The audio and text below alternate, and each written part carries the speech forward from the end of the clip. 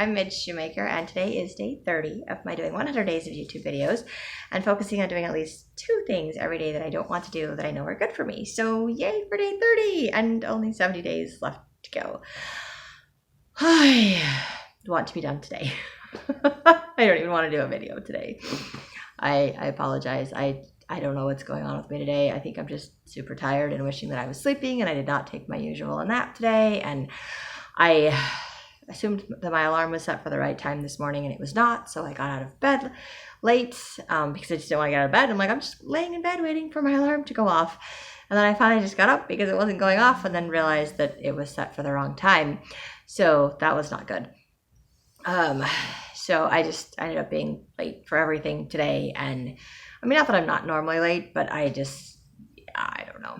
And then I made plans with my yesterday, I made plans with my Al-Anon J friend to work on my grief stuff today. And then today rolls around and I didn't really want to do it. And I did it. I did it the last minute, and then I was late meeting her, and then I didn't have time to go over all the stuff that I wanted to go over with her. I went over some of it, but not all of it. And so there was that. There was just, I don't know. And I haven't done anything else today. Seriously, I'm like, I have things to do. I need to do things, and my motivation to do them is just not there today. And I'm like, I need to do 2 things I don't want to do today. So one thing I did today that I did not really want to do is today's Sunday, and I just, religious reasons, I believe in keeping the Sabbath day holy and not doing anything that's related to working or that requires other people to work. So no shopping, no doing anything like that. And I have a hard time like working on my books for writing, even though, I mean, sometimes I do anyway on Sundays, but I'm like, if I'm going to make money off it someday, then it's technically work, so I shouldn't do it on Sunday. Sunday is for church, Sunday is for worship, Sunday is for spending time with family and friends, Sunday is for doing service. But I decided this morning, for whatever reason, I decided what I was going to do as far as editing my book goes. And so I was happy to finally have a decision. And I'm like, I'm just going to wait and do it tomorrow. I'm going to wait and do it tomorrow. But then I was afraid it was going to be like yesterday when I was going to message my Al-Anon J friend, and I was trying to put it off, and then I forgot about it. And I was like, I don't want to forget. This is important. I need to do this. So even though it's Sunday, I didn't want to do anything work related because this is something I'm asking someone else to like spend money, and I'm interrupting their Sunday with whatever it is that they do. And I'm not really comfortable doing that. I just feel like if God's giving me an answer today, then I need to do something with that answer today. So I messaged the person, and she said she's going to send me a contract and do stuff tomorrow. And I was like, thank you for doing it tomorrow and not today, because I don't really want to do it today. So I was grateful for that, but I did send her the message. And when I was reading my meditationals and stuff this morning, I remembered something from way like 20 some odd years ago that I did. And I mean, it wasn't a nice thing. It was just a dumb thing. But basically, my sister hadn't known some guy for very long, and she got engaged to him. And I don't know. I didn't know him very well. I didn't take the time to get to know him, and I didn't feel like my sister got to know him. And I kind of played into what everybody else in my family was saying, like what my biological mom was saying and my other siblings were saying. And I wasn't very nice to him, and I wasn't very nice to my sister in the situation. I wasn't supportive. I wasn't any of those things. And I was sitting there reading my meditationals and thinking about it and realizing that I wasn't nice. And I did apologize to the guy at the time, but then he was like, well, you don't have to apologize. It's already forgiven. And I was like, you can't forgive me if I didn't say I was sorry. And then I realized from all the 12-step and counseling and things that I've done that it's like forgiveness is for the person that's hurt, not to hold that power over somebody else. Like, I'm going to forgive you or not forgive you, but it's to let go of the hurt. It's to let go of the pain. It's to say, okay, you did this to me, but I'm not going to hold on to it. I'm not going to keep the offense. I'm going to forgive you. Doesn't necessarily mean I'm going to put myself in that situation to do it again, but it means that I'm going to forgive you. So you don't necessarily, I mean, it's nice to acknowledge that you are wrong to someone and to make amends, and it can heal relationships by apologizing and by changing behaviors, but it's not required in order to forgive someone. You don't have to wait for their apology in order to forgive them. So this guy all those years ago was actually right when he said he could forgive me without my having to apologize. And I just, for some reason, that popped into my head today. And I was like, this is really old. Why am I remembering this now? And now I realize that I was just naive and I was dumb and I didn't understand all of that stuff. And I wasn't supportive of my sister, and I was just doing what everybody else was doing. And then I was just upset, and I wasn't nice, and I didn't like that I wasn't being nice, and I wanted to apologize for being nice. And then I felt like he wasn't really accepting my apology because he wasn't giving me an opportunity to apologize. He was just like, oh, it's already forgiven. It's already forgotten. Like it never even happened. And I was like, okay, but I still feel guilty and I want to get this off my chest and you're not letting me. And I don't even know if that's important at this point. I don't even remember the guy's name. I have no way to get a hold of him. And I mean, I did apologize back then and he didn't seem to care. So I cared more about it. And like I said, this was over 20 years ago. But today I sent my sister a text message. I'm like, okay, I realize this is like over 20 plus years past due. And I don't remember if I ever apologized to you, but I'm sorry that I didn't treat this guy very nicely. I'm sorry I wasn't very supportive of you back then. And I'm glad that you have found someone, you're married, and you're happy with the person that you're with now. And I love you. And then she sent me a text sometime later and said, thanks, I love you too. So I'm like, it was okay. But it was one of those things that I thought was kind of dumb because I'm like, this happened 20 years ago. Why am I apologizing to my sister for something that happened 20 years ago? Like, I don't even know if she's still holding a grudge on this, or maybe she's forgotten, or maybe she's already forgiven, or maybe, because I, have changed personality-wise that it's, not important. But I also think it was important for me because the same thing as before, I wanted to let go of my own personal guilt because I recognized that I did something that wasn't nice. And so I needed to make an amends. I needed to say that I was sorry. Whether the other person forgives me or not doesn't matter. I mean, it does because it does if you want a relationship to work. But as far as for me, taking care of myself, it's important for me to just say, I'm sorry, to let go of it, to help myself let go of it. And of course, I do always want the response back. I'm a very needy person. I want a response back. I want to know that I'm okay. I want to know that I'm forgiven. I want all of those things, but I don't necessarily always get those things. So I sent the text anyway. I'm like, this is dumb. I don't know how she's going to respond.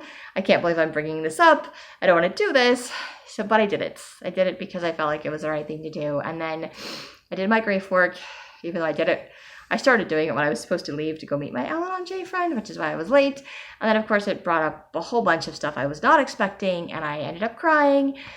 And then I got there, and then she had to leave the meeting, so I didn't get to finish crying. I mean, I basically told her everything I wanted to say. I just didn't feel like I'd let it go yet. And I wanted to keep talking until it was out of my system, until it was gone. And I don't know how long it's going to take for it to go away, because it's the realization that I've been holding on to things for over 20 years. And that's the thing about emotions and feelings, is that if you don't process them, if you don't let them go, they build up in your system and they attach to everything else that happens in your life, and they weigh you down, and they're still there. And so it was just weird because I'm talking to her and I was mentioning that my biological mom died. She's like, oh my gosh, I'm so sorry. When did that happen? I was like 7 years ago.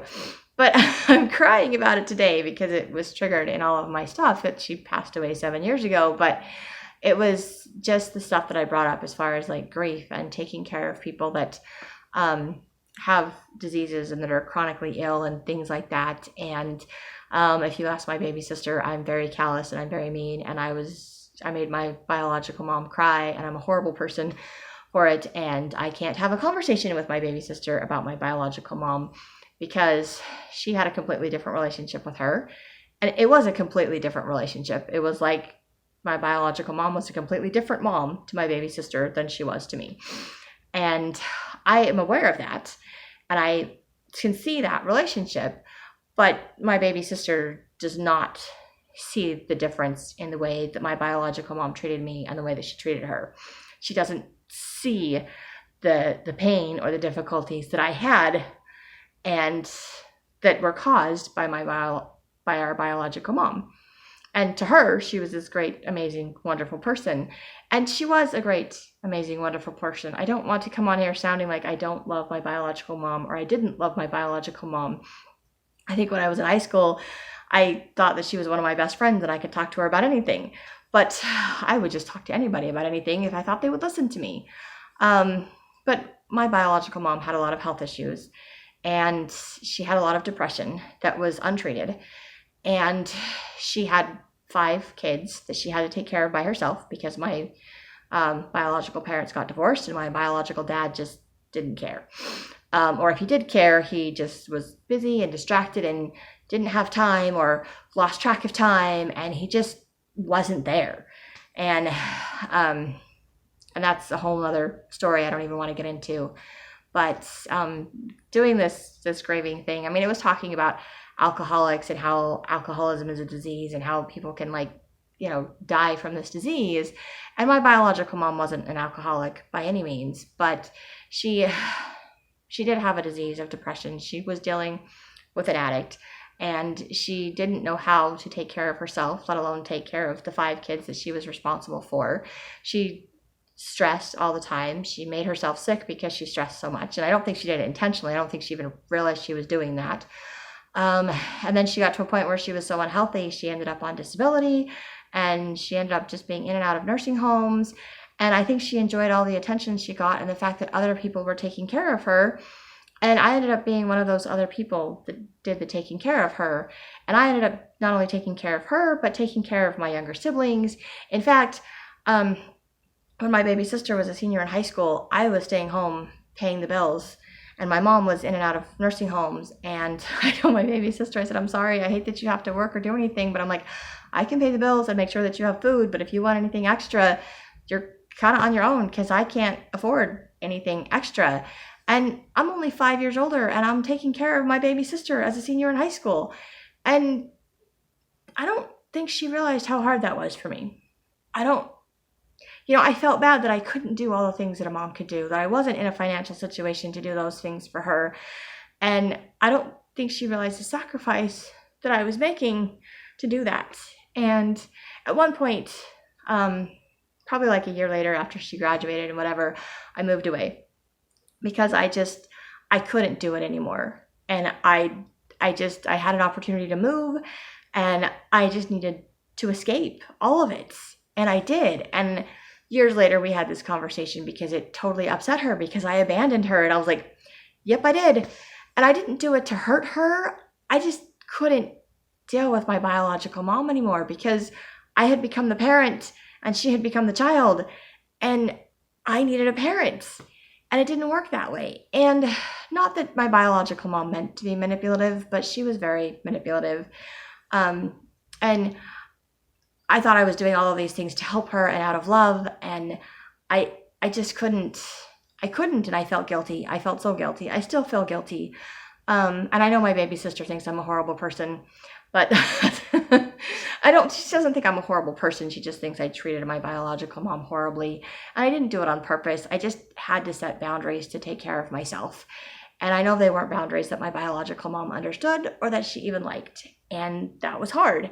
That was really hard for me because I didn't want to have to do that, but I didn't feel like I had any other choice. And sometimes that's really hard when there's people you love and people you care about. And you have to say, I'm sorry, you're a toxic person for me, and I can't have this relationship because you keep dragging me down. You keep unintentionally hurting me. You keep manipulating me or trying to manipulate me. You make me feel guilty for not taking care of you when I can't even take care of myself. And I keep bringing up all these things that are happening to you, like somehow I'm supposed to fix that, or it's my job or something to make it better. And it's really sad when it's a codependent relationship and it's your parents. And I know at some point your parents are supposed to get old and you're supposed to take care of them because they took care of you, and people can't help it when they get sick and things like that. But I couldn't do it. And I admire the people that can work in the medical field and that can do things like that. I can't. And it's hard. It was hard for me, and it's still hard for me. And I didn't realize how hard it was for me until I was reading this grieving stuff. And it was talking about how sometimes it's like a slow suicide. Like all the drugs that they take or all the alcohol they drink, and they're just slowly killing themselves. And there was my mom on one medication after another, and then taking medications for side effects of medications that she was taking, and not even in her right mind anymore, and just putting on weight and not taking care of herself and just slowly dying. And she was 62 when she passed away. which is young nowadays. It really is. But she'd had so many health problems, and they'd gone on for like 20 years, over 20 years, that she'd been in and out of hospitals and nursing homes and assisted living and having other people take care of her because she couldn't take care of herself. So it was sad that she was gone, but at the same time, I'm like, well, at least she's not suffering anymore.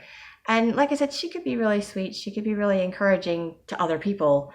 She just never was to me. Like, I would tell her I wanted to do something, and she would come up with 1,000 reasons why I couldn't do it. Maybe not 1,000, but she would point out all the reasons I wouldn't like something, I couldn't do something, I would be bad at something. And then when I decided not to do it, she's like, but I already told all my friends you were going to do it. I'm like, so you're telling all your friends how great I am, but you're telling me that I'm not capable, or that I won't enjoy it and I shouldn't do it. So it's like this manipulation thing. So I'm like, well, you got your wish, I'm not going to do it. And she's like, well, now I'm disappointed in you. And I was like, great, now I failed my mother.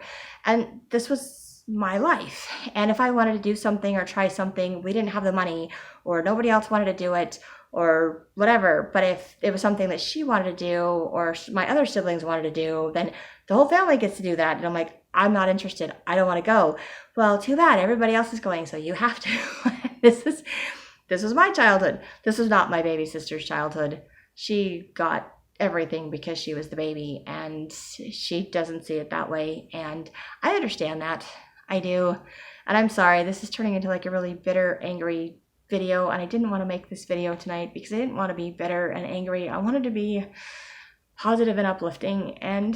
But working through grief and working through emotions is hard, and it brings up a lot of things. And one of the things that I have to deal with in grieving is that I can have compassion for my biological mom, and I can love her for the gifts that she's given me, the things that I learned from her that were positive. But I still have to grieve the loss of a relationship that I never got to have. Because I did cut off relationships with her at one point. And I was on speaking terms with her when she passed away, but I wasn't close to her. And I limited how much time I spent talking to her and how often I talked to her, because the more I talked to her, the more she crossed my boundaries, and the more she would try to manipulate me, the more she would tell me these things that made me feel bad. I don't think should try to make me feel bad, but they were triggers for me, and I just didn't know how to deal with them. And I was like, I can't do this. And I kept trying to tell her that, and she just wouldn't understand, and she just wouldn't respect my boundaries. So I just would have to say, okay, I love you, but I can't talk to you anymore.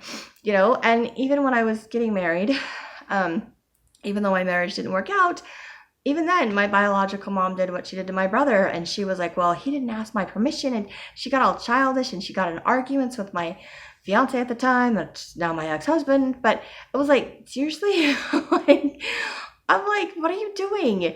And I had to call her on the phone, and I had to talk to her, and I had to tell her that it was okay, and I had to scold her and be like, look, you can't behave like a little kid, and you can't start arguments with someone who's going to be like your future son-in-law. You have to be nice. That shouldn't have to be my job. That should never have to be my job. I had to do that when my brother was getting married to my sweet sister-in-law, and my biological mom was telling everybody how much she didn't like her, and she was telling people over the phone. I was like, why are you telling them that? And it boiled down to the fact, well, I don't even know her. It's like, fine.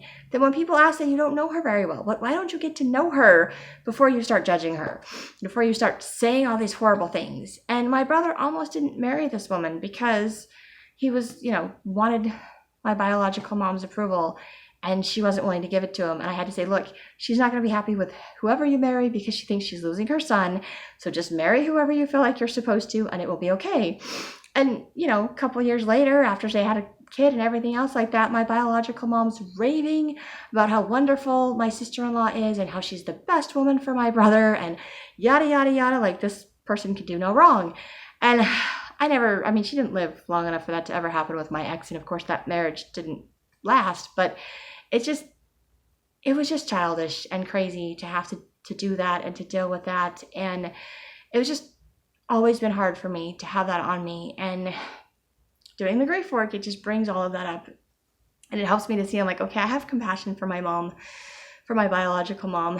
And I'm grateful that I have Mom Shoemaker, because she's a completely different type of mom, and she's completely supportive and encouraging me to do the things that I want to do, versus telling me all the reasons why I won't be good at it, or why I won't like it, or why it won't work. And I still have those thoughts in my head every time I try to do something new, that it's not going to work out, or that I'm not going to like it, or something's going to fail, because that's what my biological mom used to always do to me. And so it's harder, I think, for me sometimes to do the things that I want to do, or to do the things that are different that not everybody else likes to do, because I was always told nobody else likes that, or nobody else wants to do it, so I couldn't do it, or I won't like it, or it won't be fun, or I won't be good at it. And these are all things I have to overcome. And doing this grief work and bringing up all of these emotions, I just don't want to deal with all of these emotions today.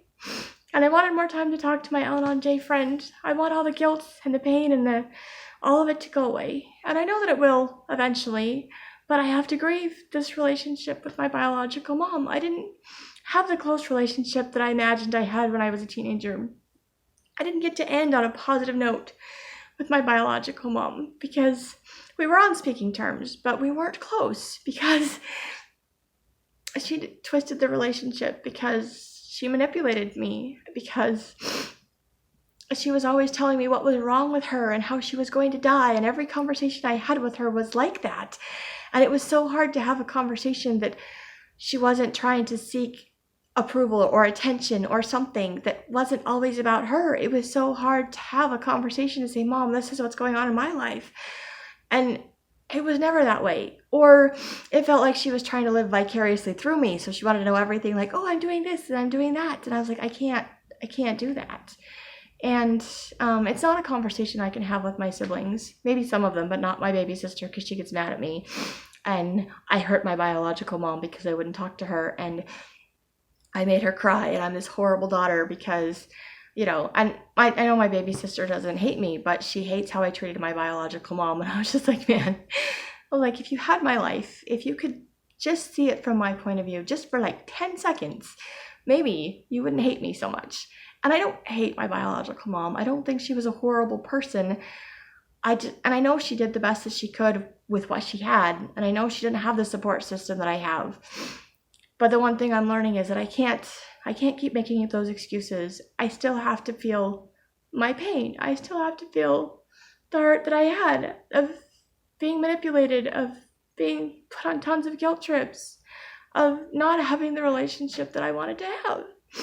And so I know doing this grief work is good for me, but I don't like doing it because I don't like crying. I don't like dealing with all of these emotions. And the hardest part is I can't say I'm sorry to my biological mom. I can't tell her that I understand any of this. And I couldn't tell her how much she was hurting me because I tried so many times, and she's like, her answer was like, oh, I know it's okay because I knew you would understand. And I was like, I wouldn't be hurting if I understood. Seriously. And I understand a little bit better now, and it would have been nice to talk to her because she went through her divorce and I went through my divorce, but she'd already passed away. She died when I was married to my ex. And so I can't have this conversation with her. And I don't want to have this conversation with all of you either, because it's just hard. It's hard to say goodbye to people you love, and it's hard when there's unfinished business. It's hard when it's a strained relationship. It's hard when you think that you have tons of time to figure things out and make it work, and to realize that there wasn't, because my biological mom had been talking about dying as I was 16 years old. And every time she had a surgery or some traumatic thing came up, she was going to die. She wasn't going to live through it, and she was telling me to goodbye. And it got to the point where I just stopped believing that she was going to die. And then one day she just did. And I know I cried back then. And I thought I was okay. And now I'm doing all of this grief work, and I was like, okay, I'm not as okay as I thought I was. And I think it's just because I still wished I had a different relationship with her. I wished I could tell her that I understand that she didn't have the support and the tools that I have, and that she did the best that she could. But I also wish somehow that she would understand that what she was doing was manipulative, and it was hurtful, and it didn't help me. And it made my life so much harder because I had to fight back against my own mother to do the things that I wanted to do. And I still have to struggle every day to overcome those thoughts in my head, that I can do something different, that I can be somebody different. And that is so hard to do. I think life is hard enough as it is, but it's even harder when the people closest to you do not encourage you. They put you down. They don't let you try things. They don't let you experiment things. And then every time I want to try something new, I'm afraid I won't be good at it, or I'm afraid I have to get permission, or I have to do something that's acceptable to everybody else in the world. And I don't do things that are acceptable to everybody else in the world. My brain just doesn't work the way it does for everybody else. And I struggle to do things the way everybody else does, and to feel like I'm just not good enough because I can't do it that way. And now I've discovered that I have ADHD, which is something she didn't know I had. She probably had, and didn't realize that either. And so all of these things were just untreated and crazy and just didn't work out. And it just made things hard for me. And so I just have a lot of grief, a lot of things that I didn't have in my life. And I find it so interesting doing this grieving book, that you have to grieve all the stuff that you didn't have, that you wanted to have, or that you thought you were supposed to have. And also recognizing that not all of my struggles, I'm not blaming them all on my biological mom. It's just that a lot of the barriers and a lot of the things that I do to self-sabotage myself are things that I was taught, that I learned because that's what I was told when I was growing up. And so I just apply that to everything new in my life. I'm like, oh, I want to do this. It'll be fun. Oh, but I don't have the money for it. Oh, but I won't like it. Or, oh, I probably won't be good at it. And that idea that it has to be perfect, because if it's not right the first time, then I just don't get to do it. That was my biological dad. He's like, if you can't do it. And he never said that, but it was like you tried something new and you didn't get it right, or you didn't do it fast enough, then he would just shove you out of the way and he would take over, and you just weren't allowed to do it again because you weren't good at it, or you didn't get it right the first time. And like, he literally did that with everything. It's like he had no patience, especially when it came to children. He was like, you can't do this. You didn't do it right.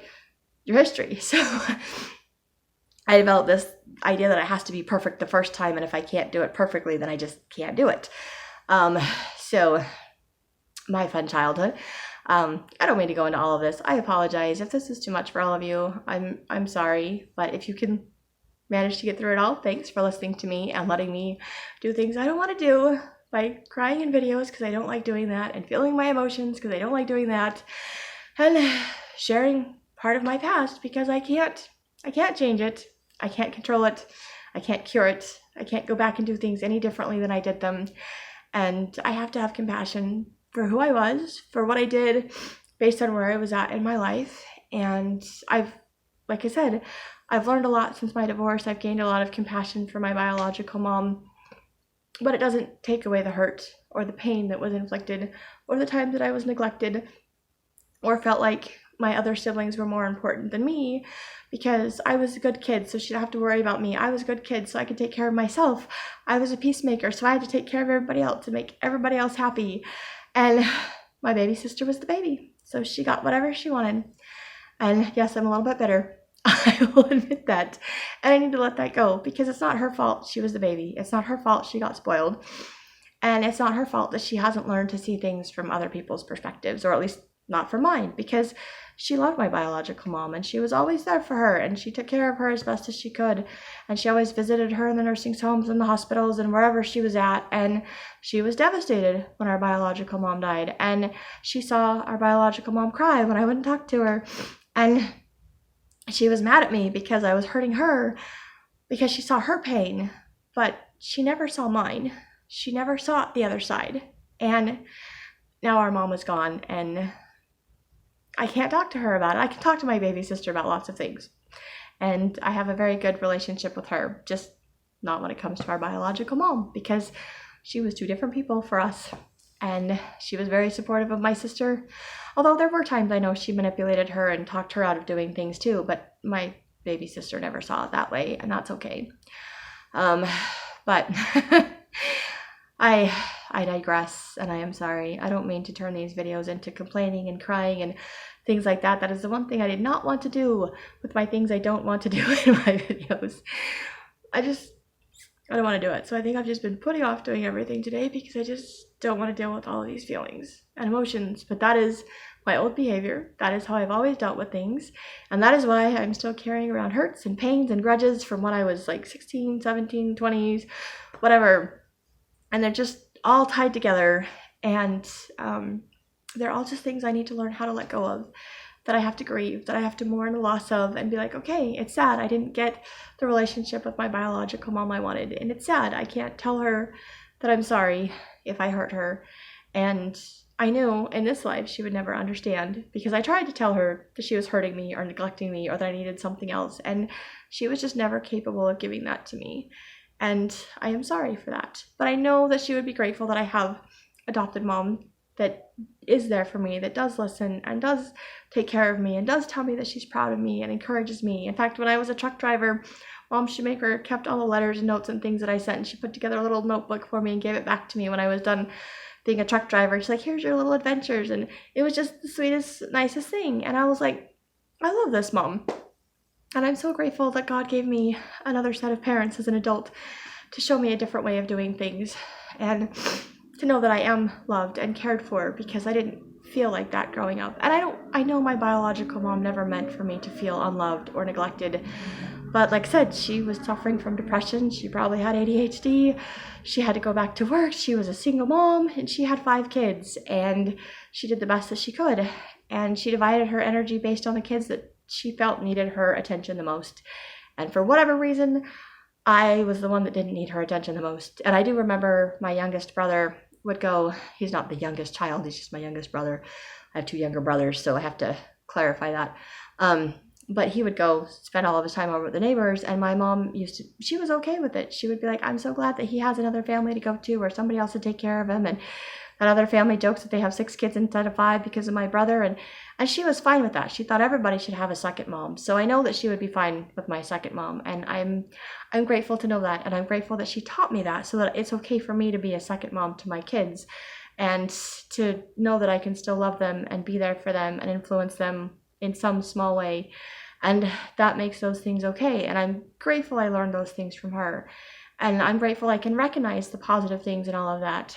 But it sucks that I still have to grieve all the stuff that I wish that I would have had, and the hurts and the pains I have to let go of. And I have to say I'm sorry in a video, because I can't say it to her. And I have to deal with that. I have to let go of the guilt, because I'm not a perfect person. I will never be a perfect person. And I am certain that I will offend other people, just like I offended my baby sister and upset my biological mom, because I can't be the person that they wanted me to be. And she brought Kleenex over here. I can't be the person that they wanted me to be. I can't do things the way that they think that I should. And there's always going to be somebody that's not happy with me, and I can't spend the rest of my life feeling guilty and avoiding everything in my life because I don't want to upset everybody else. And I've done that my whole life. I haven't allowed myself to be me because I'm so worried about how it's going to upset somebody else.